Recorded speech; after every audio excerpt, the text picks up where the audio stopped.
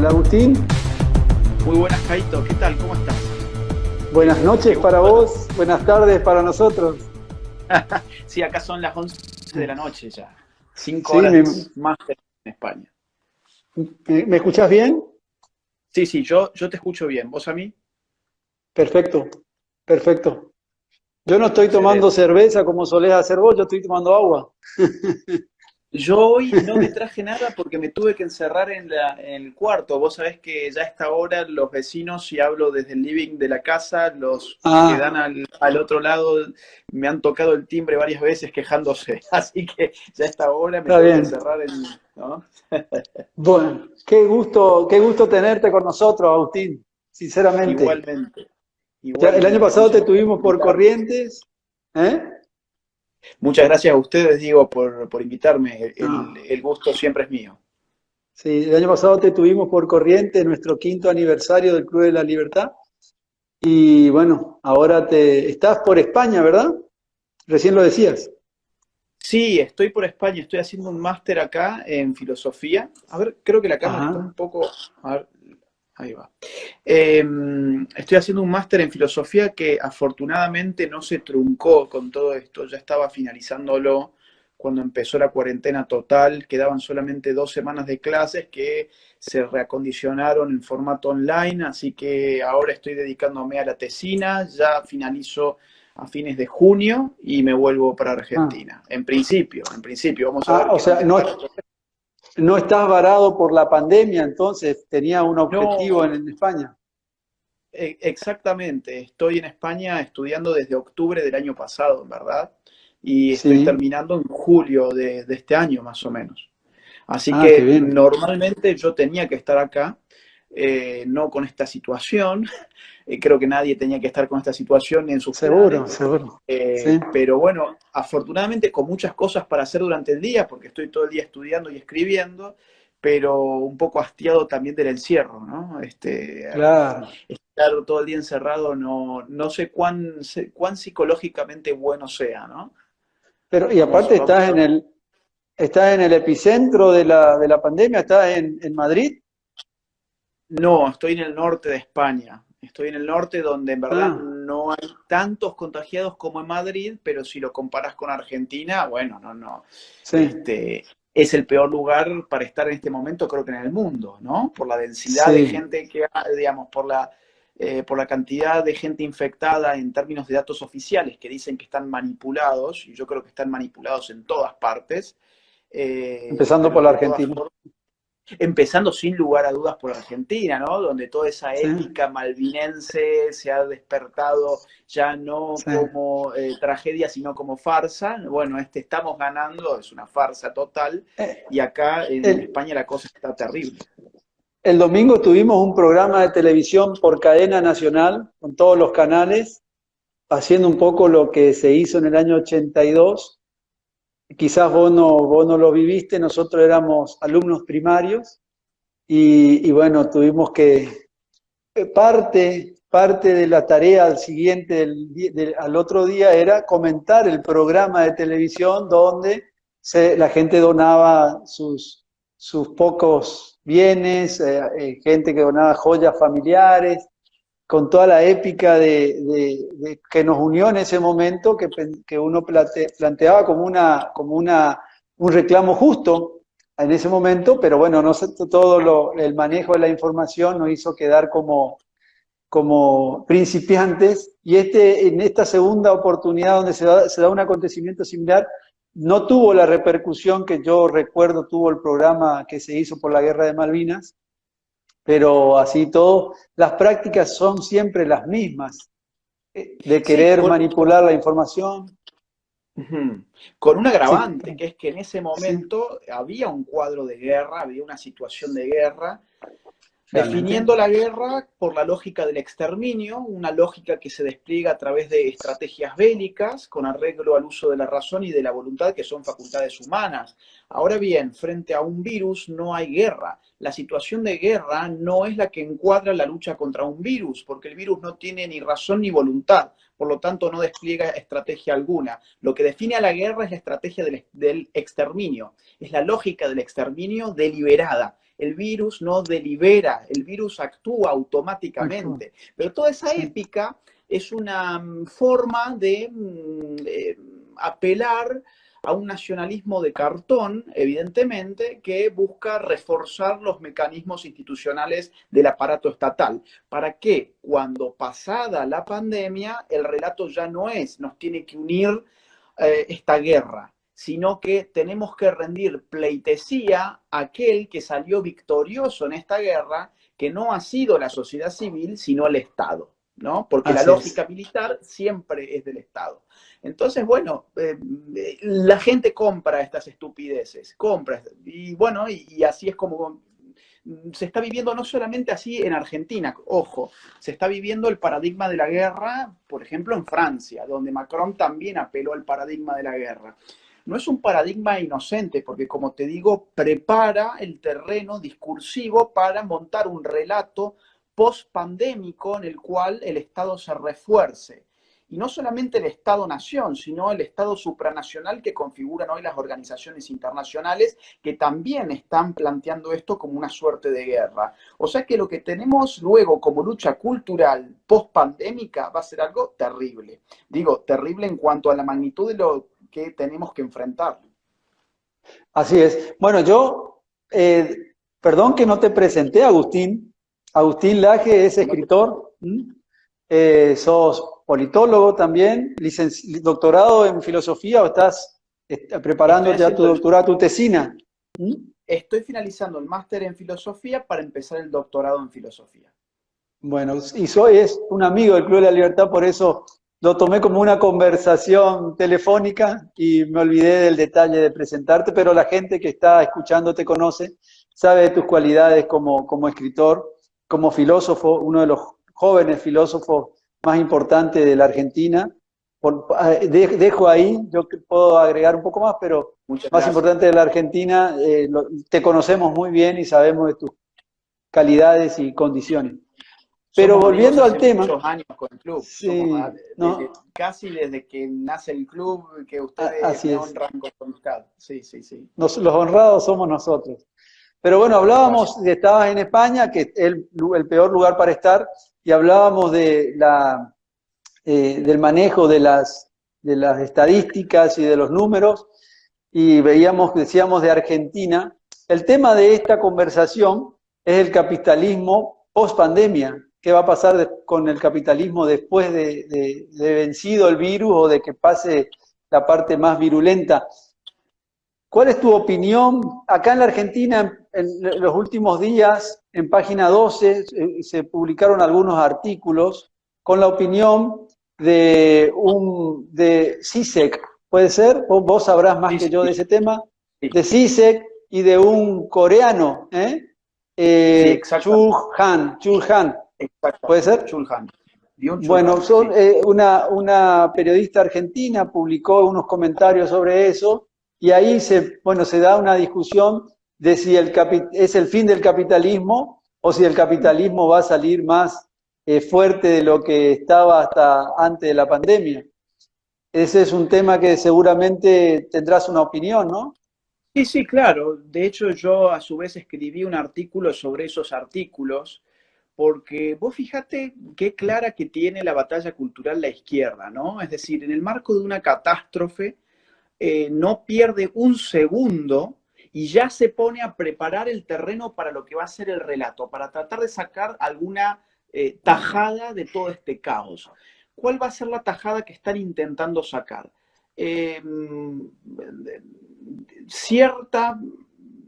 Ciertos círculos de izquierda con Slavoj Žižek a la cabeza, que es un filósofo rockstar, digamos rockstar. Yo te diría, para la izquierda es el Javier Milei, ¿no?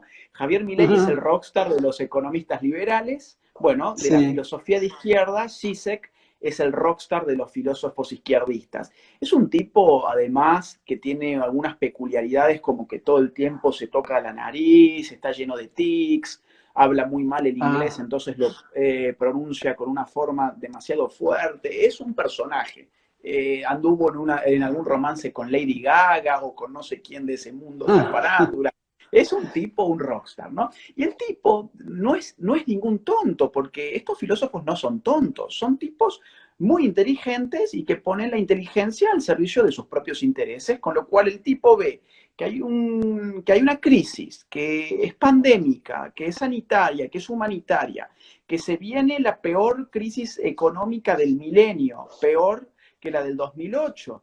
Entonces, ¿qué hace el tipo? Pronostica el fin del capitalismo y de paso vende un libro que tiene 120 páginas, que lo debe haber escrito en 3 o 4 días, lo vende a 13 euros en formato papel y a 10 euros en formato ebook, es decir, un precio bastante interesante para todo Sí. este marketing que le están dando ahora a todos los medios de izquierda, y arroja su tesis: el capitalismo ha llegado a su fin, este es el fin del capitalismo. Es una estupidez, el capitalismo no solamente no va a acabar, sino que probablemente se refuerce. Pero cuidado, que no hay mucho para festejar tampoco, porque lo más factible, a mi juicio, dependiendo de cuánto dure esta crisis, de cuánto dure el encierro, el peligro, la enfermedad y los costos humanitarios, es probable que tengamos un capitalismo estilo asiático, es decir, autoritario, es decir, respaldado por un Estado vigilante, autoritario, sumergido en todas esas relaciones humanas que ya no se dan de forma espontánea, sino articuladas por la normativa estatal. Es decir, el modelo asiático es lo que puede triunfar después de todo esto. Pero no vayamos a pensar que el modelo asiático es un modelo que no es capitalista, es un modelo que dirige el mercado a través del Estado, pero además dirige todo el comportamiento y toda la estructura social. Entonces, acá yo creo que lo que está en juego es eso, ¿no? No es el fin del sistema capitalista, porque si algo vamos a ver después de la crisis, es que la crisis económica que vamos a tener, que va a ser fulminante, va a ser producto precisamente del detenimiento abrupto de la producción capitalista, de la inversión capitalista, del intercambio capitalista. La crisis económica es una crisis no generada por el capitalismo, sino por la ausencia de capitalismo. Entonces, lo que va a quedar claro es que necesitamos capitalismo. Ahora bien, el Estado en este interín está creciendo tanto y está armándose tecnológicamente de tantos aparatos de control y de vigilancia sobre los individuos, que después retirarle ese poder al Estado va a ser una tarea casi imposible. Te pongo casos, por ejemplo, después del año 2001, después de los atentados terroristas de Al Qaeda, que además tuvo una seguidilla en otros países de Occidente, entre otros España, el tipo de vida cambió, aunque no nos hayamos dado cuenta, pero si miramos para atrás, nuestra relación con la vigilancia estatal en los aeropuertos, por ejemplo, no ha sido la misma desde entonces. Hubo un punto de inflexión donde los regímenes de control, etcétera, los rayos X son, digamos, de otra calidad, pueden vislumbrar incluso por dentro del cuerpo humano, etcétera. Bueno, hoy más o menos está pasando lo mismo. Ya hay cámaras en China, lo hablábamos la otra vez con Javier Milei, ya hay cámaras en China, por ejemplo, que detectan tu estado de salud.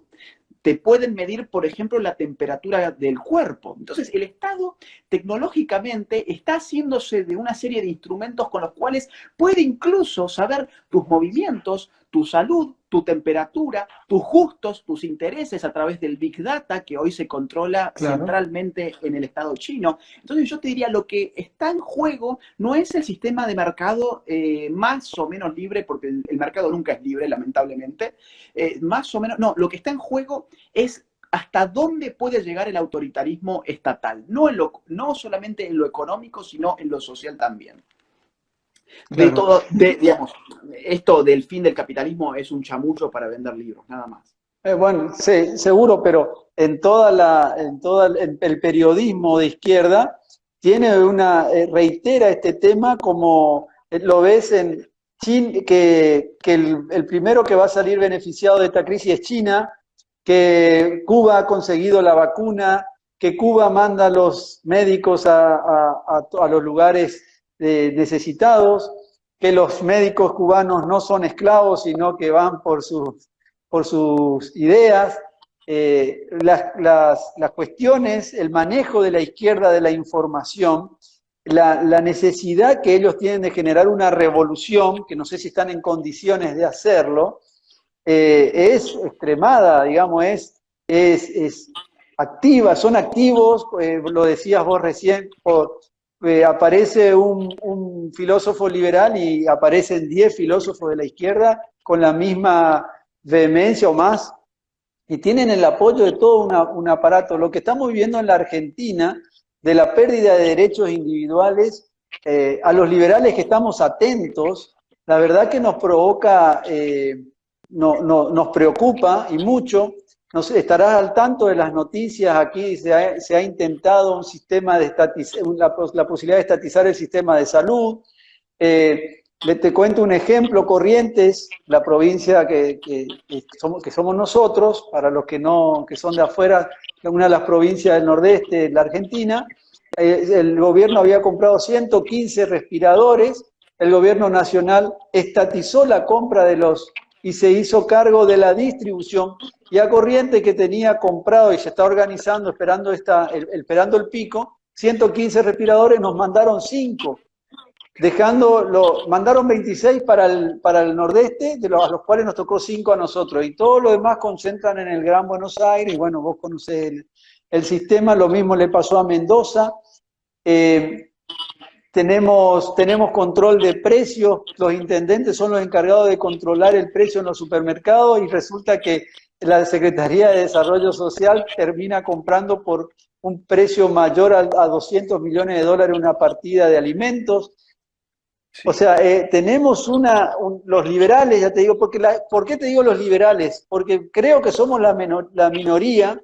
El 80% o más de las personas ven con agrado el control y el manejo centralizado del Estado, y nada dicen al respecto. Entonces, nosotros estamos pensando cómo yo sé que la crisis que se avecina para la Argentina en lo económico y en lo social va a ser mayor que otros países que no venían con el deterioro que nosotros ya venimos de hace años, pero el apoyo que tiene, un poco volviendo a esto, estamos ganando, el apoyo que tiene de la comunidad, el manejo dictatorial de un monarca que tenemos ahora, es preocupante. No sé si todos los países, voy a dar el ejemplo de Francia, pero no sé si todos los países llevan a un sistema monárquico como el que se vive en la Argentina, de opresión. Ya teníamos muchos estados, tenemos muchos estados en la Argentina, y ahora más. Mirá, a ver, por ejemplo, el caso español es tétrico también, te diré. Está el PSOE en el poder con Podemos. Podemos es el chavismo español, ¿no? O sea, de hecho fue financiado por todo ese bloque. Y en estos momentos quien maneja el aparato de inteligencia es Pablo Iglesias, ¿no? Claro. Entonces vos fijate cómo están aprovechando toda esta situación, tienen comprada a la prensa también acá. Entonces es un modelo que se va repitiendo. Esto es lo que pasa en las crisis. Yo te diría lo siguiente: nuestra función en este tiempo tiene que ser aprovechar las redes sociales como estamos haciendo ahora, que tienen mucho de malo. Cuidado, no vamos a bendecir las redes sociales, porque también es una ventana hacia la entrega, la desnudez de todo lo que nosotros somos voluntariamente en paquetes de datos para la vigilancia y el control estatal. Es decir, cuidado, porque las redes sociales son también utilizadas a esos fines, pero también son utilizadas como contrapoder, como estamos haciéndolo ahora vos y yo.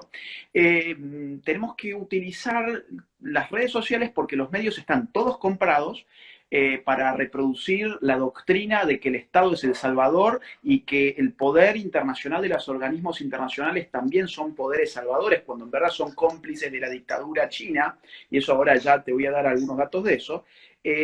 Tenemos que empezar a mostrar que en verdad acá, si hay algo que está fallando, no es tanto el mercado, sino más bien el Estado y los organismos internacionales. No pueden ni siquiera comprar fideos, que ya te afanan la plata, ¿no? O sea, no pueden ni siquiera hacer una compra de fideos. Si te afanan con lo menos, ¿por qué no te van a afanar con lo más? Afanar, para la gente que no es de Argentina, que está del otro lado, que supongo que tenemos muchos espectadores que no son de Argentina, es robar. Si te roban con lo menos, ¿cómo no te van a robar con lo más, no? O sea, si te roban como pueden, cuando quieren. Te pongo otro caso: el tema de los jubilados. No pueden organizar el pago para la parte de la población que el mayor riesgo está respecto de este virus. Se les han sí, juntado todos los jubilados haciendo una fila. ¿Por qué? Porque no saben usar una tarjeta bancaria, porque no tienen educación financiera, porque no tienen educación bancaria mínima, cómo usar un home banking, cómo utilizar una tarjeta de débito. Pero mientras tanto, ¿en qué sí puso plata ese mismo Estado? En los programas de las abuelas y madres de Plaza de Mayo por la TV pública, sí, les enseñó a todos los que encendíamos la TV pública cómo hablar lenguaje inclusivo, y entonces ahora todos sabemos muy bien que hay que hablar con la O, que hay que hablar con la E en vez de con la O y con la A, pero sí. ocurre que la gente no sabe usar una tarjeta de débito, ¿no? Entonces vos fíjate, ese Estado ha fallado, y te doy un dato que es muy importante. Si el Estado chino no hubiera censurado, maniatado, reprimido y perseguido a sus médicos y científicos que buscaron la forma de alertar a la humanidad de lo que estaba pasando en territorio chino con este virus, y que fueron reprimidos y censurados por ese mismo Estado chino, se calcula con un estudio de la universidad con una universidad de los Estados Unidos, Southampton es el nombre de la universidad, se calcula que hoy tendríamos una pandemia un 86% Ah, menos, digamos, tendríamos una afectación menor en un 86%, una afectación menor en un 86%. Luego, en el mes de febrero, cuando todo esto ya se había puesto de manifiesto, la ujú, OMS, la famosa Organización Mundial de la Salud, que nadie sabe muy bien quién trabaja ahí, pero que se financia con los estados, ¿no? Estaba respaldando los datos chinos, y al día de hoy siguen respaldando las mentiras chinas sobre los muertos que tiene China, que son puras mentiras obviamente. Y bueno, todos estamos presos de todo esto. Te pongo un caso más, el caso español. sí, En España, cuando ya había infectados por coronavirus, sin embargo, el gobierno español estaba agitando al pueblo para que concurriera a las marchas del famoso 8M, el Día Internacional no de la Mujer, sino de las feministas, porque en eso se ha transformado el 8 de sí, marzo.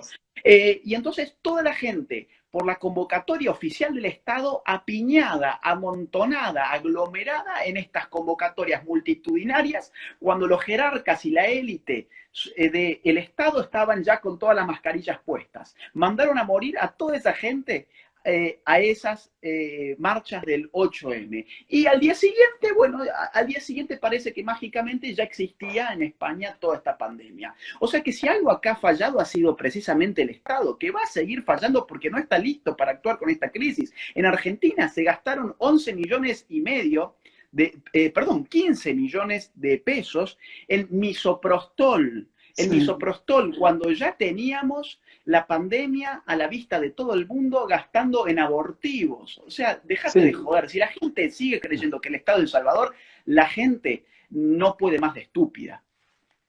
Bueno, sí, pero bueno, pero más allá de eso, tenemos un 80% de la gente en nuestro país, por lo menos, que cree que el Estado es la solución.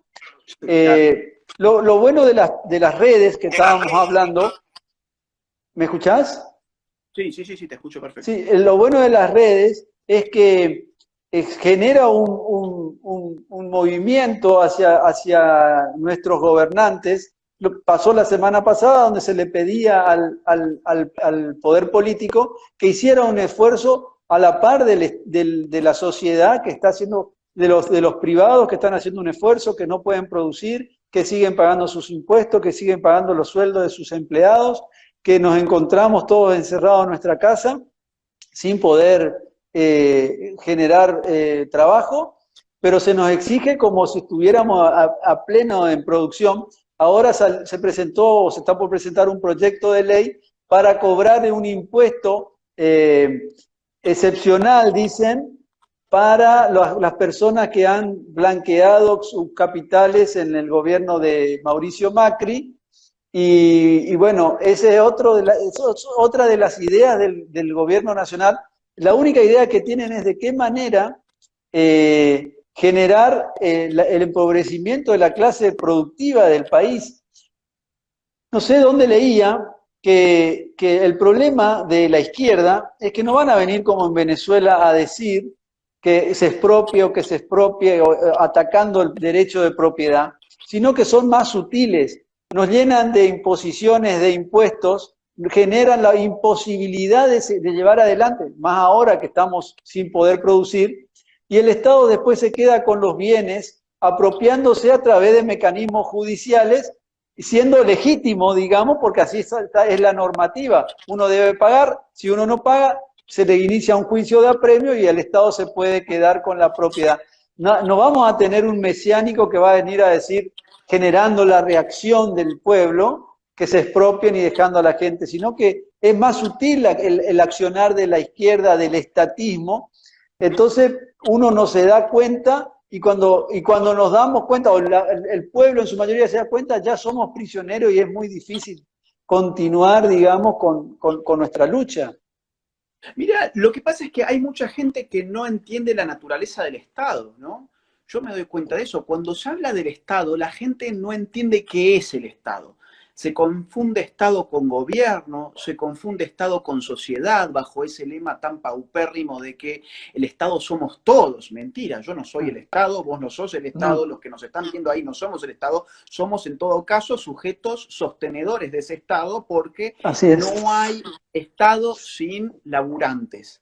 No hay Estado sin laburantes a los cuales chuparle la sangre para hacer funcionar esa maquinaria estatal que por sí misma no produce nada. El Estado lo único que genera son deudas, empobrecimiento y trabas para la gente que efectivamente tiene espíritu de inventiva, tiene espíritu de trabajo en el sector. ¿Cuánta gente de la Argentina vive hoy del Estado? ¿Y cuántos vivimos del trabajo en el sector privado? Los que viven del Estado, lamento decirlo así, pero en verdad no producen nada porque no están insertos en ningún mercado. Los que generan riqueza son los que producen en el mercado, los que intercambian en el mercado, los que invierten en un mercado. Los que simplemente viven de los impuestos de aquellas personas que están produciendo, que están intercambiando, que mueven la máquina económica, bueno, de gente que vive de los impuestos de los demás. Entonces, tener a toda esa gente encerrada, toda la gente que produce, te va a generar un problema económico. ¿Por qué razón? Porque a ver si caemos en la cuenta de que el Estado no produce, el Estado pierde. Vamos a ver Aerolíneas Argentinas. ¿Produce Aerolíneas Argentinas? No, no produce un pito. Aerolíneas Argentinas pierde plata. Pierde plata en nombre de un nacionalismo de cartón, un patriotismo de baja, digamos, low cost. Pero bueno, todos estamos pagando ese Estado gigante que no nos sirve para nada y pensando que va a ser la salvación. Ahora, cuidado, tampoco la salvación va a ser el individuo. Y ahí es donde yo soy un poco autocrítico y soy también crítico con el liberalismo hiperindividualista. Acá no hay un John Galt. John Galt es un muy lindo personaje, de una muy linda novela, muy interesante, muy impactante, muy choqueante, que ha logrado que mucha gente se sume a estas ideas, que es La rebelión de Atlas de Ayn Rand. Pero no deja de ser un personaje de ficción. Acá lo que hay que revitalizar, a mi juicio, son no solamente los individuos, sino los cuerpos intermedios de la sociedad. Acá hay que tender redes de solidaridad real, no estatal, porque por definición el Estado no es solidario, porque es extractivo, es parasitario, luego no es solidario, sino tratar de volver a volcar a esos individuos en la res pública, en la cosa pública, apostar a las comunidades, apostar al rol de las iglesias en plural, apostar a los clubes, apostar a los think tanks, apostar a las ONGs, apostar a las distintas comunidades de personas autoconvocadas, organizadas, que están intentando hacer algo para llevar adelante todo lo que esta pandemia nos trae. Un individuo no va a generar ninguna solución, pero estos cuerpos intermedios que hay que revitalizar, porque lo peor que le puede pasar a un pueblo, y esto lo sabía muy bien Alexis de Tocqueville, es quedar como individuo frente a la maquinaria estatal. Si vos quedás aislado como individuo, como un John Galt, frente a esa maquinaria estatal, podés irte a otro mundo como hizo John Galt, pero otro mundo acá no existe. Entonces hay que apostar, digo, a un espíritu un poco más comunitario también, ¿no? Ahí es, en ese aspecto es donde hace la revolución la izquierda, atacando a la familia. A ver. Exactamente. Y bueno, porque ha Porque ¿cuál es generado, la digamos, revolución de la izquierda ahora? ¿Cuál es la revolución? Digamos, en su momento era el proletariado y la lucha de clases. ¿Cuál es ahora después de la caída o la implosión de la Unión Soviética? mira, esa izquierda no ha sabido construir digamos, un sujeto revolucionario. Ha intentado que un travesti sea su sujeto revolucionario, ha intentado que la La feminista sea lucha su del... sujeto revolucionario. Ha intentado una lucha de género que le ha servido, sí, para minar ciertas instituciones, pero no para minar el sistema de mercado. Eso creo que no ha afectado demasiado. Sí ha gigantado el Estado, eso sin lugar a dudas, pero los intercambios, digamos, no tenemos un régimen comunista por Como los esto, sí. LGBT, evidentemente. Ahora, lo que yo te diría es esto. El éxito de la izquierda de los últimos 60 años ha sido minar los cuerpos intermedios de la sociedad. Todo lo que es, por ejemplo, la familia como institución en la cual una persona nace, crece, se mantiene durante muchos años de su vida, se educa, se socializa, aprende, se forma psicológicamente, se forma afectivamente, se forma socialmente, eso lo han reventado a las iglesias, ya no solamente la iglesia católica, sino también las evangélicas, han atacado últimamente muy fuerte contra ellas, Han han captado las atacado, universidades.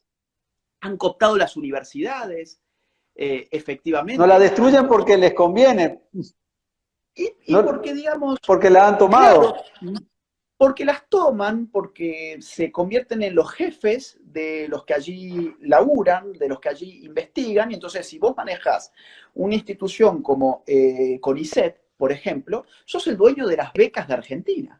Entonces, vos hoy llevás un proyecto libertario para hacer investigación desde la filosofía libertaria o un proyecto de ciencia económica desde la perspectiva austríaca, no vas a conseguir una beca ahí, no te la van a dar, No. olvídate, no hay proyectos así. Ahora, andate con, por ejemplo, la otra vez leía un proyecto en CONICET que se llamaba algo así como Comics Queer, y era, y tenía un subtítulo, algo así como El mundo homosexual en la historia de los cómics y cómo nos gusta que nos den por el culo.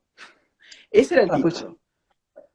Así, claro. así, así como. Y eso estaba financiado por CONICET. Bueno, y Qué sí, bárbaro. llévate uno de estos proyectos y vas a tener la plata. Y esa es la misma gente que genera después un sentido común a partir del cual nos vende a ese mismo Estado, que es su patrón, ¿ah? Es su patrón, Sí. nos vende que su patrón es el que nos va a salvar, evidentemente. Así es. Uno de los temas que el fracaso del capitalismo, dicen con respecto al tratamiento de la pandemia, el eslogan que dan es que con el capitalismo, con el mercado, no se compran respiradores, no se preparan unidades de terapia intensiva, no tenemos el sistema sanitario que el Estado nos puede proporcionar.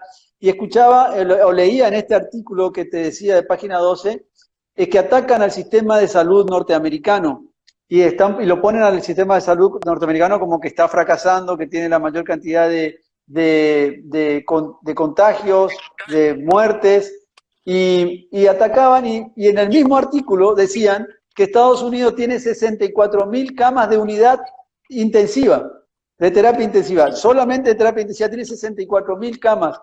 Y entonces me puse a averiguar un poco y después de Alemania es el segundo país con mayor cantidad de camas en unidad de terapia intensiva. Y después España está en el medio, y de Latinoamérica el primero es Brasil y está Perú. Nosotros ni figuramos, pero con artículos de la Argentina atacamos a un sistema de salud que está segundo en el mundo, con todos los problemas que tiene Estados Unidos con su sistema sanitario. No lo voy a explicar ahora, pero atacan ahí, no hablan de Cuba, no hablan de Venezuela, no hablan de China. Entonces, y la televisión está totalmente entregada a relatar estos hechos y nada dicen de los éxitos del sistema capitalista que permite que un país tenga 64.000 camas. Nosotros creo que en la Argentina, si llegamos a 5.000 o 6.000 es mucho, si no me equivoco. Creo A ver, esto es muy simple. Vamos otra vez a lo anterior. ¿De dónde sale la plata que el Estado argentino está por usando eso para comprar los respiradores? vuelvo ahí porque es lo que quiero que quede en claro, que el mercado es el que permite que este Estado benefactor pueda llevar adelante estas, que así lo Bueno, manejan, ¿no? Compran los fideos a un 50% más. mirá, yo en esta nota que te digo que para los que les interese por ahí profundizar un poco más, porque siempre cuando uno pone las cosas por Contame, escrito, las piensa un contame. poco más, entonces la pueden encontrar en internet, salió en el Pan Am Post y salió también en Alt Ah, Media y en Prensa Republicana, que se llama eh, Pandemia, dos puntos, fin del capitalismo. O sea, la pueden encontrar muy fácilmente.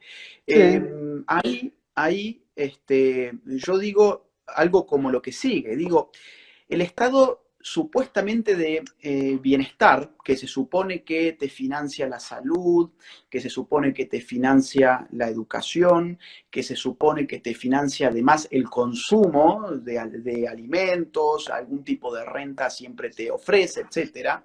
El estado típicamente europeo, digamos, ¿no? Eh, sí, es un estado que puede vivir gracias al sistema de mercado.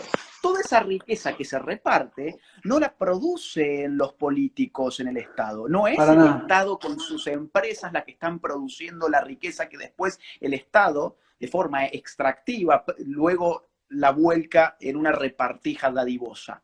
El estado de Sí, bienestar es una consecuencia político-ideológica del éxito del sistema capitalista. Si no entendemos esto, no entendemos nada. Luego, si el sistema capitalista se va a ver afectado, como efectivamente se va a ver afectado en la productividad, a raíz de esta pandemia, se va a ver por ende afectado ese estado dadivoso que va a tener que o bien tomar deuda o bien darle a la maquinita de imprimir para seguir con sus repartijas generando una inflación claro.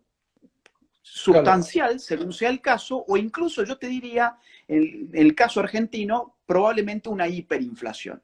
¿Por qué razón? Sí, Porque si no tenés productividad y amplías la masa monetaria, tenés un desequilibrio magnífico, digamos, entre las dos variables que miden, entre otras, la inflación. Entonces, sí. no tenés, digamos, tenés mucho dinero en la calle, pero no tenés la cantidad de oferta porque no estás produciendo. Entonces, ¿qué haces con eso? Jodes los ahorros de la gente, jodes el sistema de precios, jodes la inversión, jodes a todo el mundo, básicamente, empezando por los más pobres, por esos mismos a los cuales le estás dando esos papelitos de colores que ven que con esos papeles cada vez pueden hacer menos. Entonces, el Estado no genera, no produce, el Estado simplemente chupa la sangre de los privados y eso es lo que va a pasar ahora. La crisis que se viene va a ser terrible, va a ser terrible. Y lo mataron a Donald Trump cuando todo esto empezó y él no quiso la cuarentena total porque es un tipo Sí. vivo. El tipo veía que una sociedad que no funciona económicamente tampoco puede funcionar en cuanto a su sistema de salud, porque el sistema de salud se financia con riqueza y la riqueza se produce no en el hospital, sino allá afuera. ¿Eh? Allá Así afuera con es, la gente sí. laburando. Y bueno, lo mataron y ahora acordate, en los próximos días, o mejor dicho, yo creo que ya desde el próximo mes, todos los países van a adoptar políticas muy parecidas a las de Estados Unidos en el Van a sentido de que, bueno, flexibilizar. y sí, porque no te queda otra. Esto no se Es soluciona en imposible. 15 días. Hay gente que pensaba que esto se iba a solucionar en 15 días. Yo no puedo creer el nivel de estupidez. Había gente que, bueno, estamos de vacaciones, nos hacemos la selfie, muestro cómo hago gimnasio, cómo hago gimnasia sobre el piso de mi casa. La gente estaba estupidizada y ahora recién empieza a caer, digamos, en la cuenta de que esto viene para rato y yo te diría, no vamos a volver a la normalidad en el próximo año y medio, por lo menos. Yo creo que año y El medio se va a mundo, llevar el mundo. en el mundo, en el mundo, en el Nosotros, mundo. nuestra perspectiva es más lamentable, ¿no? Volamos por No, los tenemos, aires. las crisis generan oportunidades. Esta sería la oportunidad de modernizar el Estado, hacerlo más eficiente, flexibilizar relaciones laborales y una cantidad de cosas que sabemos que no lo van a hacer, salvo que nos sorprendan gratamente, ¿no? Pero si no, la cuestión Mira, para nosotros es dura, va a ser dura. Marx tenía una frase que es célebre, que es: la religión es el opio de los pueblos, ¿no? Y yo te diría, podríamos reformularla así: el poder es el opio de los políticos, ¿no? O sea, los droga, es Sí, adictivo. Eh, Aparte nubla la razón, ¿no? Porque la droga genera eso, te nubla la razón, es adictivo, te transporta a otra realidad. El político con poder tiene esto de volverse un adicto al poder. Entonces, vos marcás bien la situación. Esto podría ser una no, circunstancia histórica en la cual entendamos que necesitamos achicar el Estado para darle más lugar a la empresa privada, a las iniciativas privadas, que son las que generan riqueza, sobre todo en un contexto de crisis. Muy bien, pero no, porque el político lo que está viendo no es eso, está viendo la crisis humanitaria como una posibilidad para una engrosar su oportunidad. propio poder. Porque es el opio de los políticos, es el poder. Entonces los droga, ¿no? Vos fíjate, por ejemplo, estoy pensando en qué bárbaro la lucha cultural que ya está en marcha, y nosotros estamos lamentablemente muy al margen. Si bien en este momento estamos haciendo una maniobra, digamos, casi militar Sí. de lucha cultural, vos fíjate lo que es la izquierda. Zizek, a los 4 días de la pandemia, saca este libro, El fin del capitalismo, que su libro en verdad se llama Pandemic, pero ahí en 120 páginas Sí. explica todo esto. A los pocos días sale otro libro que ha girado por internet muchísimo, que se llama Sopa de Wuhan. Sopa de Wuhan, y es toda una Ujú. compilación de más o menos 10 o 12 filósofos de izquierdas muy reconocidos: Zizek, Harvey, Judith Butler, Badiou, está Agamben, Ujú. bueno, muchos, Zizek, Preciado, muchos filósofos de izquierda, donde ya tienen todo el relato armado. En una cuestión de semanas Para ya tienen salir. todo el relato armado para Todavía no apoyar terminó. al Estado para ir contra el capitalismo y para apoyar, cuidado esto, que los liberales tienen que estar muy atentos, las organizaciones internacionales. Ahora no va a haber que pelear solo contra el Estado-nación, sino contra ese Estado supranacional que están configurando los organismos internacionales, que son mucho más peligrosos, porque ni siquiera tenés la posibilidad del exilio, ni siquiera sabés cómo se financian, porque los están financiando vos, pero a través de tu propio Estado, y ni siquiera sabés cuáles son Claro. los burócratas, cómo se eligen, cuáles son sus proyectos, cuáles son sus planes. No se rigen por ningún sistema constitucional, operan como una caja negra, como una caja cerrada de poder, y eso es lo que va a crecer también después de la pandemia. Y contra eso va a haber que pelear muy fuerte, ¿eh? Hoy veía con respecto a esto, a la Organización Mundial de la Salud, que Trump eh, le iba a quitar los fondos que lo financia del Estado, porque se han equivocado, decía, y nos han perjudicado, así que ahora que se vayan bueno, vos sabés el estilo de Trump, ¿no? Que se vayan a buscar financiamiento a otro lado.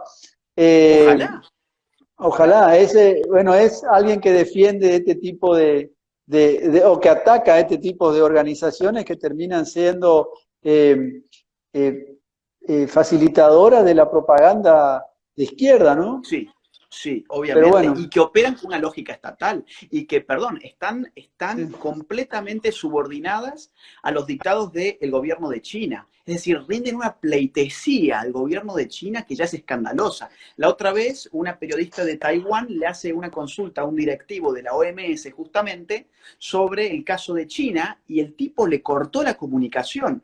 La periodista lo vuelve a llamar, y el tipo y le dice: bueno, mira, quería volver a esto que te había dicho recién, y el tipo dice: no, no, no, pasamos a otra cosa. O sea, no, no, mira. no, no quieren ni siquiera decir ni lo más mínimo relativo a las mentiras, a la persecución y a la responsabilidad internacional que sin lugar a Pero dudas tiene China en todo esto. tiene responsabilidad y aparte China no tiene muertos hace no sé cuántos días o suben de a uno o de a dos. Un país que tiene 1.300 millones de habitantes, muere uno por día. La verdad, si la Eh, gente no quiere leer un poco una estadística, estamos condenados, te ¿no? doy, Y te doy Taiwán es un un dato, ejemplo, ¿eh? A ver, te escucho, claro, perdón. perdón, te doy un caso Un ejemplo, hace más o menos una semana y media, si mal no recuerdo, en The Guardian salió una noticia que me impactó y que no ha circulado, no ha circulado mucho. Por lo menos yo no la he visto circular. En China, en los últimos 2 meses, se dieron de baja 20 millones de líneas de celular. ¿Mm? En un país en donde todo el mundo tiene su celular, están hiperinformatizados en ese sentido, tecnológicamente son avanzados. Es decir, no tener celular es algo muy extraño, ¿no? Sí. Bueno, 20 millones de líneas se dieron de baja en los... Yo no digo que haya 20 millones de muertos, cuidado, pero tampoco, pero digo, es un dato interesante para tener en cuenta porque no vamos a creer en el gobierno comunista. Digo, un gobierno, todo un país que hace menos de un siglo, aniquiló a 40 millones de compatriotas en una revolución que fue la de Mao Zedong. 40 millones de chinos murieron por la revolución comunista en China, y vos te pensás que un par de millones le va a hacer hoy algún daño. Simplemente se barren debajo de la alfombra y se acabó, se acabó. Sí. Y el mundo tiene silenciado a Taiwán, que hace las cosas de manera diferente. Empezando por 9 meses. Empezando por la Organización Mundial de la Salud. Claro, claro. No hemos escuchado nada. Perdón. Sí, perdón. No, bueno, tratando de ir cerrando esto porque allá son cerca de las 12 de la noche, por vos sobre todo, porque la charla con vos es muy interesante.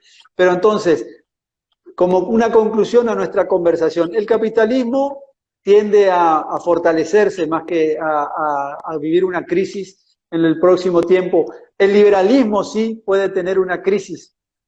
Efectivamente. Sería la conclusión. Ese es el punto. El capitalismo es un sistema económico que pone en marcha el capital.